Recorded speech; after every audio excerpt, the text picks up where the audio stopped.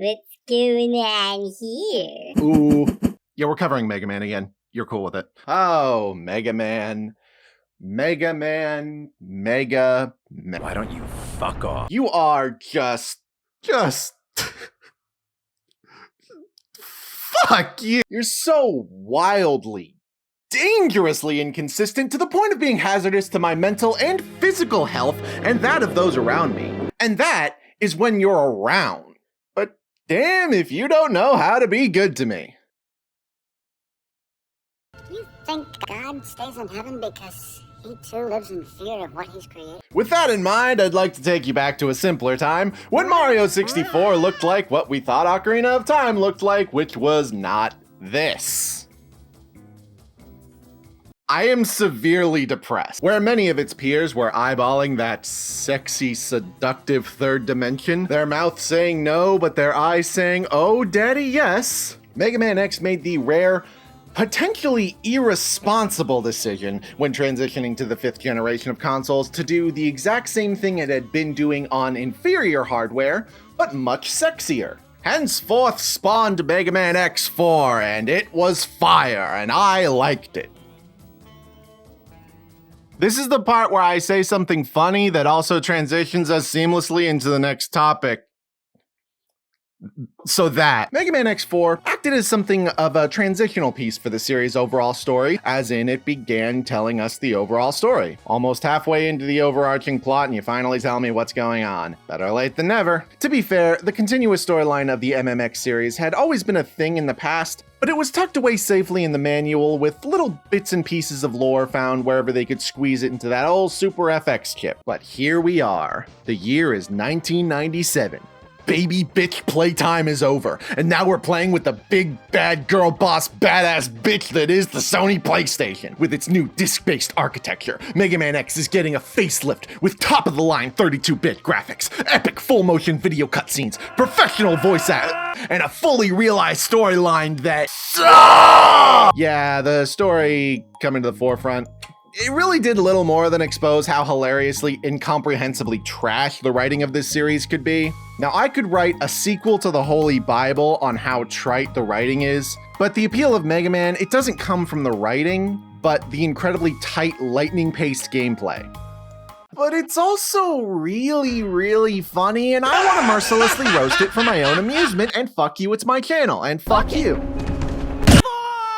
Okay, to start off, despite being given a choice of characters in the beginning of the game, I'm mainly going to focus on the story from Zero's perspective, because at this point, Inafune wasn't even trying to hide who he actually wanted to write about. While X's story mostly goes through the motions of a Mega Man X game until the tail end of the game, where the most development we get out of him would be, hey Zero, wouldn't it be so cringe if I was the final boss? Lol, JK. Unless Zero actually has a personal stake in the story and gets much more character growth than his blue ball bro. We'll talk more about X becoming a bystander in his own series when and if I ever tackle X5. That's a big freaking if, by the way. So we start off with Zero dreaming of an ominous silhouetted figure, speaking to him with an odd familiarity. I think he's telling Zero to commit homicide, but I guess the internal conflict of our main character wasn't enough of a priority for Capcom to balance their fucking audio. Who are you? The fuck you say to me, you little shit? Okay, I made fun of the cutscenes earlier, but seeing childhood favorite characters in full anime form, it's kind of charming by default. What can I say? I'm a consumer. So the premise of this game is that after the events of X3, there's a new kid in town who has joined the Maverick hunting game known as Repliforce. That's a stupid name. Their leader is this titanic technological terror who is also a very big robot that is introduced talking to Mr. Anarchy bitch himself, Sigma, as the two share a polite chat over dinner. I wish to acquire the funds for an insurrection. I do not want your green eggs and ham, scary ghost man. Get out of my Walgreens.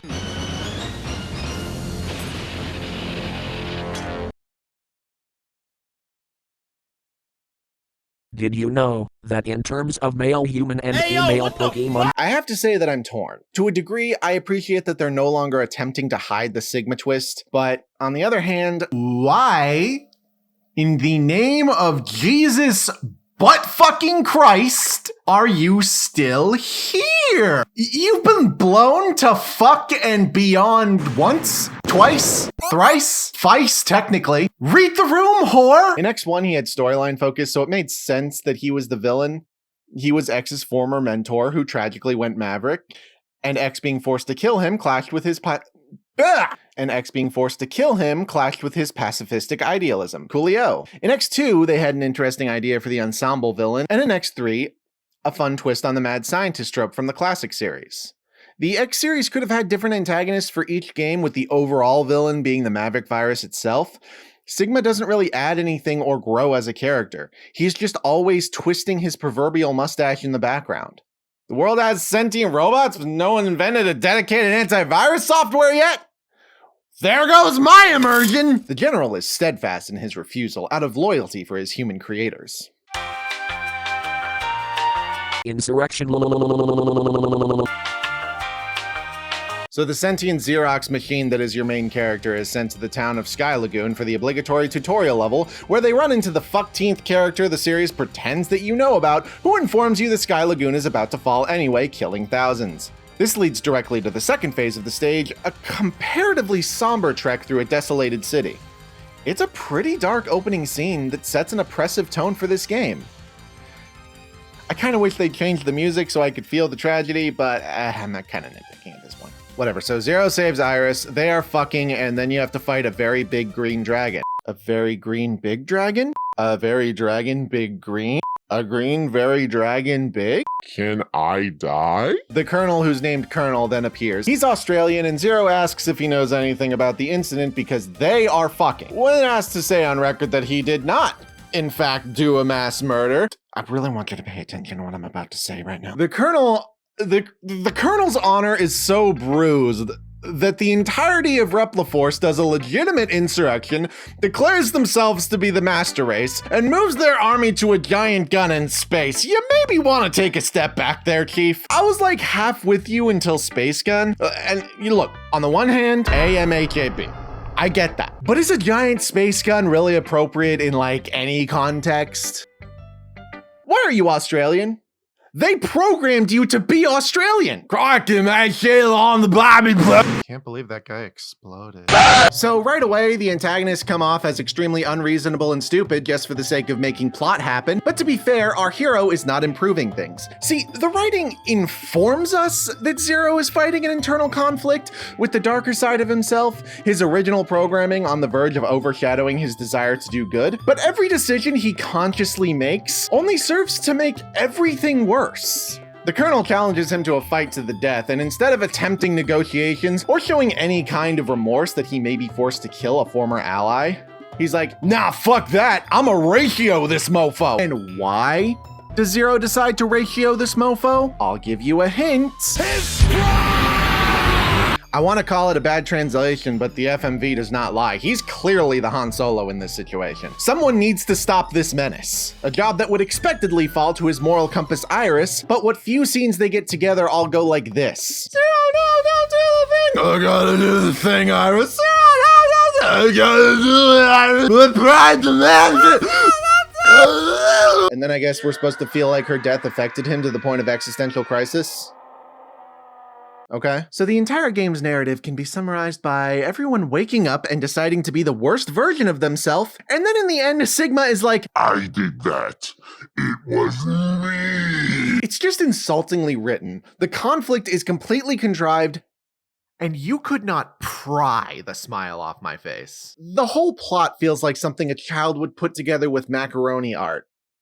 In utero. I can't hate that. Can you hate that? I can't hate that. It's so fucking entertaining. Why won't you adopt me? Because you're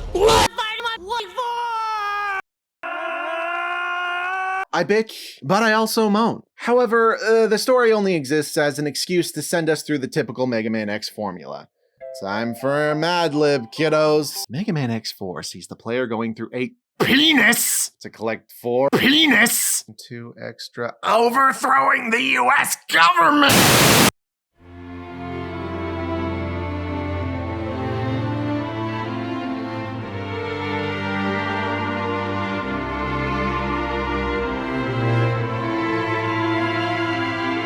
No one should ever willingly consume anything I produce. I am a literal child. Of the 8 stages, I pretty much love 6.5 of them, and that's a ratio I can live with.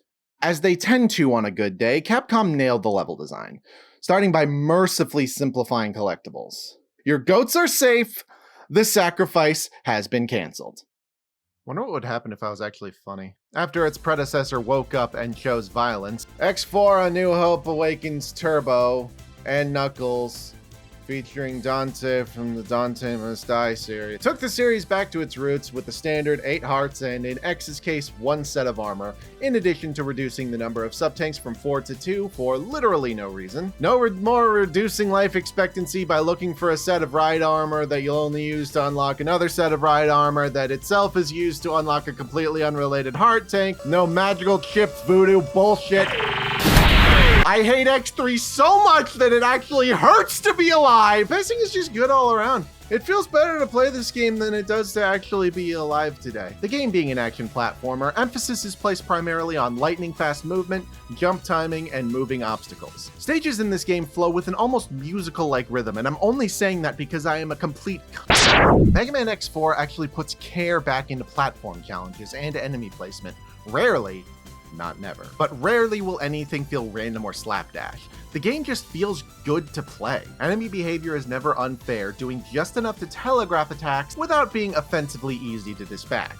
I know this isn't exactly reinventing the wheel for a Mega Man game, but if level design of this quality is just another day at the office, how is that a bad thing? For contrast, X2 and 3, to their absolute credit, tried to reinvent themselves with new additions to the formula. But more often than not, it made those games feel bloated, with unnecessary crap like the One Direction side quest and basically the entirety of Mega Man X3. God, that game could kill my entire family! And I could somehow handle less than I do with this very moment! In response, Mega Man X4 perfectly streamlines the formula for the next generation. This hoverbike dog shit is bullshit though. It can die in hell. You have like no reaction time. Like this is bullshit, right? Am I the asshole? I'm not the asshole. How could I not know that the boss would come right ass out of nowhere? Of course, that was my fault. After you survive that onslaught of fuckery, they even have the audacity, the fucking Adobe Audition, to throw a full health power up right at you as if to say, oh, whoops, did we fuck that up? But what is a level without an ambiguously homosexual robot duo to go through it with? A disgrace. An abnormal disgrace is what it is! You fucking sicken! Okay, X, you take half the Mavericks, I take half. So that should be 2 apiece? Not quite, Zero. What, do I have to take 3? Getting warmer. What, am I fighting 4? I brought this up earlier, but in a new concept for the series, X4 actually allows you to choose between X or 0 before beginning the game proper. As some kind of penance for X3 and its massacre of my boy, I can't stress it enough that that game is like a cancerous cyst on the phallus of God. 0 is now a fully playable character with his own distinct moveset, storyline, and oddly enough, more than a single life. But in some kind of twisted monkey's paw, the game also doesn't tell you that you're stuck with whatever character you have until the game's end. That is sort of on me for assuming that I could maybe switch, but I do wish there was some indication that I was ostensibly proposing to my chosen character. I do tend to just stick with one character though, throughout the entire campaign, so that is really a nitpick. And it's really a non-issue upon starting, because this game is intuitively designed to accommodate both playstyles. It can be argued 2 playable characters going through the same set of levels is a negative, and in a lot of ways it is. But both offer a different enough experience to really disguise the recycling. Did you know X is in this game? There's not a lot of change on the X front. His campaign is more about perfecting what was already there, that being jumping, and the thing that isn't jumping. X controls just as well, if not better than he did on the older Super Nintendo titles, with a responsive fluidity to his movements. In contrast to 0, X sees you attacking from a distance, giving you a bit more time to stop and think over how to approach different enemy encounters with your expanding arsenal. The weapon switching is back from the previous games, and, well, like those previous games, I have very little to say about them. I'm simplistic like that and tend to prefer the X-Buster over the sub-weapons. It's the definition of a me problem. I'm just kinda over the multi-weapon switching at this point. I know this is like a Mario fan saying they're tired of jumping everywhere, or a Sonic fan subscribing to Game Grumps, but the initial charm of getting new innovative weapons throughout this game is sort of non-existent for me now. Most of them, while they do tend to have their own identity, feel exceptionally situational. This isn't to say that there's nothing new to play with. Despite the unorthodox aiming with the D-pad, the new aiming laser is a definite first for the series. Other highlights include the web that can be used as a platform and also to kill, and the clone that allows you to blow up basic bitches with a brisk walk. Cool. Can we talk about how fucking broken the plasma shot is? This does not break the game. There is no game anymore. Not after this. Are you still having fun? Look what it does to this mini boss. That is not okay. I'm really gonna get the 4 charge shots, right? Yeah, fuck that. You know, I think that's why changing weapons stopped really having any meaning for me. Why would I bother with your little wind blast when I am packing the end game? Oh yeah, the helmet does a thing too. Oh, neat, I can shoot little shrimp robots now. Fucking this! This is gone! Oh, you want to talk about how the leg lets you do a little hover? Or the jet lets you do the thing that you'll never do? No. This is not okay. Zero, on the other hand, chose a different path. His moveset is focused on closer range attacks, which eliminates a lot of the strategic weapon switching and aiming that, in theory, characterized X's campaign. But the controls perfectly accommodate this with his use of pitch-perfect saber swings, which cover the exact right amount of distance while being fast and easy to pull off, as to not disrupt this game's brilliant pace, thanks to some flawless hit detection. His stolen moves are integrated to perfection by being instantly accessible through the correct button combination a la Street Fighter kind of, as opposed to his brother's need to recycle between weapons. And yes, I know they're not actually brothers and they're fucking, but I'm using that term because it makes the flow of the script work a lot better. But now that I've stopped to explain it, everything is ruined. It really shows that they wanted to put time into actually designing a distinct character instead of just a low effort gimmick that they could advertise on the back of the box to disguise the fact that they just made the exact same game the 3rd fucking time. I may have mentioned before the motherfucking flame sword, so this is clearly the best game ever made. Chaining attacks together is so satisfying it can be illegal, and really rewards you for putting time into learning each move and applying it to whatever situation you see fit. TLDR, playing as Zero is a straight up rampage, and it's beautiful. And when you get to a certain point, Zero is beyond broken. I mean, look at this. I cannot feasibly die.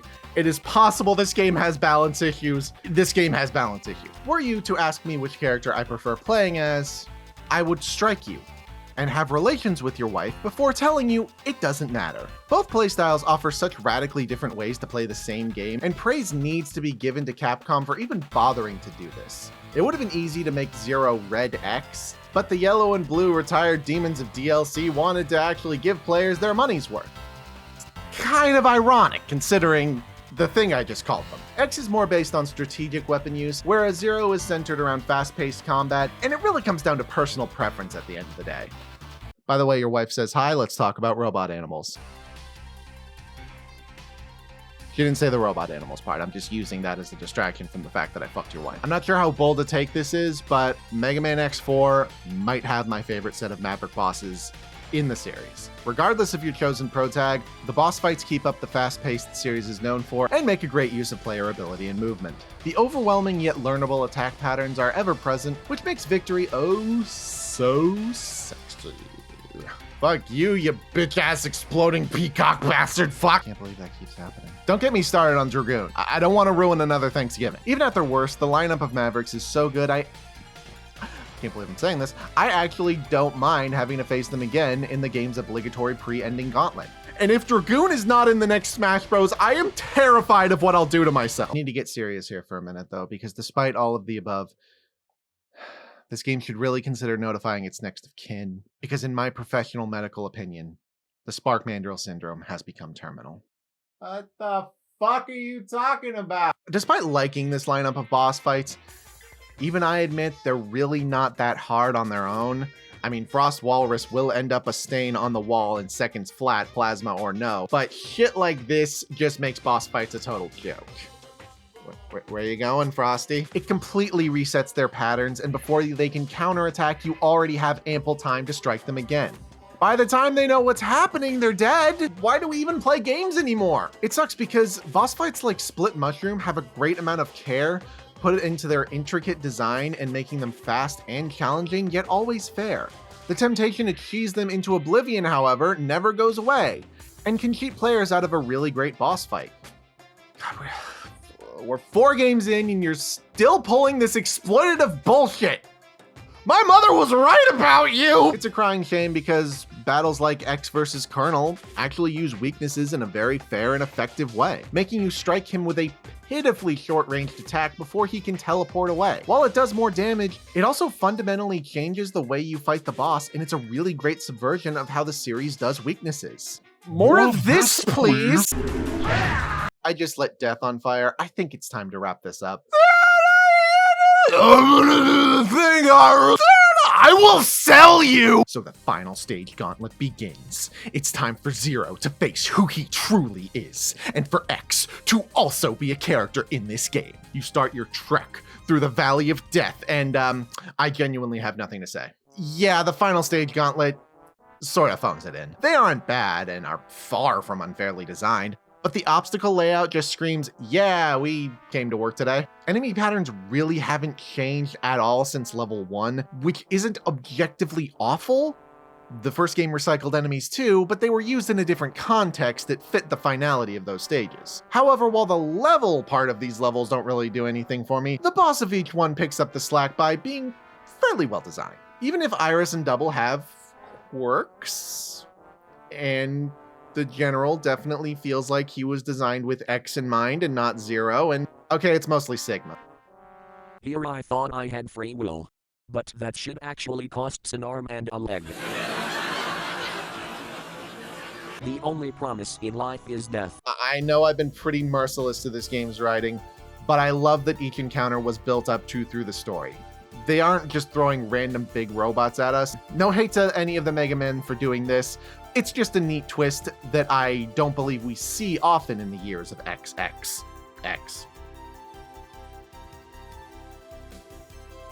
It means sad. Today, X will face his greatest rival, the Wall! Oh my god, take a piece for the sake of However, you know what this game is, and having Zero bear his tormented soul over causing the deaths of Iris's brother and now Iris rings abnormally hollow because he had so many opportunities to not be himself, but he was all great job. God, I'm so gay.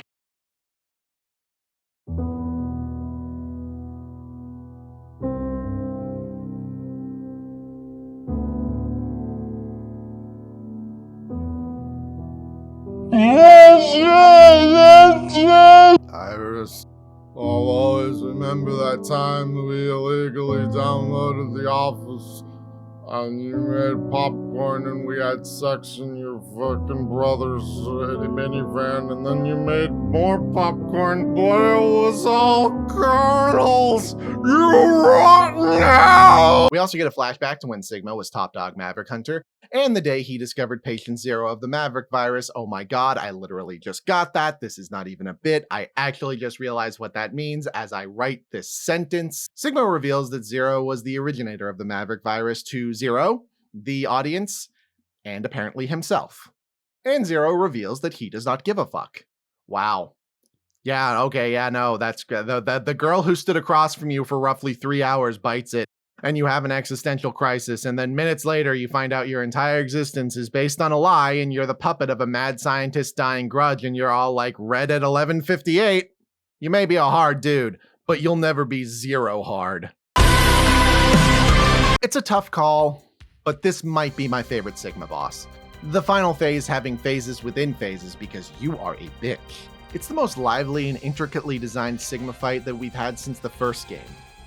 We also get some interesting moral questions about a world where inevitably turning evil is in your programming, and the implications that could have on our heroes, and it is so fucking unfair that this captivating moral conundrum is in the same game as this. Stop the coup now! The coup can't be stopped. It's self-sustaining now.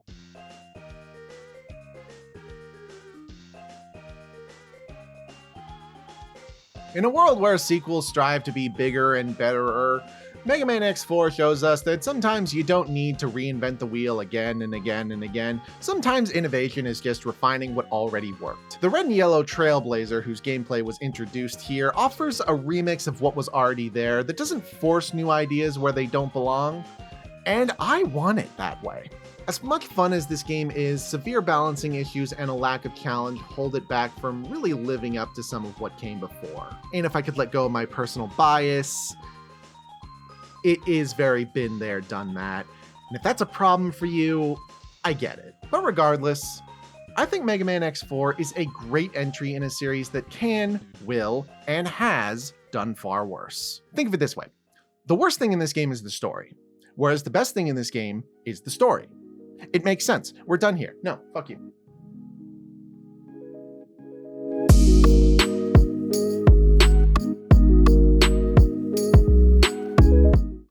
I think this is the part where I'm supposed to say that I'm gonna subscribe. No.